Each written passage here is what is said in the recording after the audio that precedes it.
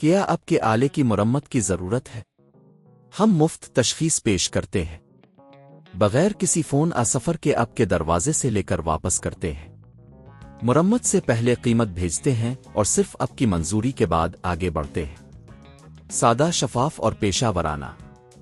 تفصیل میں لنک۔ آج ہم بلینڈر کے ایمبرگ کی تبدیلی کے عمل کو دیکھیں گے۔ یہ عمل نہایت آسان ہے اور درست طریقہ کار کے ساتھ آپ خود بھی یہ کام کر سکتے ہیں۔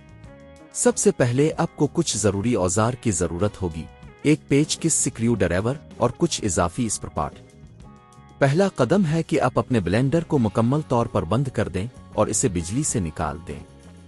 یہ بہت اہم ہے تاکہ آپ کسی بھی قسم کے حادثے سے محفوظ رہیں۔ اب بلینڈر کا اوپر والا حصہ کھولیں۔ اس کے لیے پہلا پیچ ڈھونڈیں جو اوپر کی طرف لگا ہوا ہے اور اسے سکریو ڈرایور کی مدد سے کھولیں۔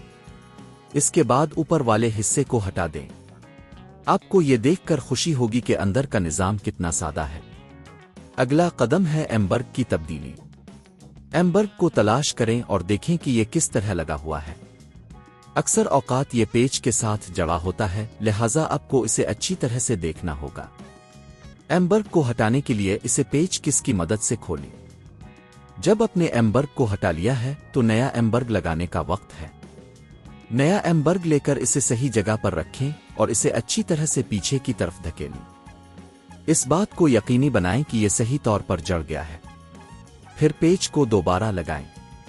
اب اوپر والے حصے کو دوبارہ لگائیں اور پیچ کو اچھی طرح سے بند کریں۔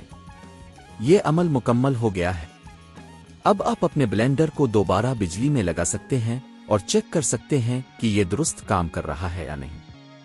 اگر آپ کو کسی بھی قسم کی مشکلات پیش آ رہی ہیں تو براہ کرم کسی ماہر سے رابطہ کریں۔ مزید مدد کے لیے ویڈیو دیکھیں۔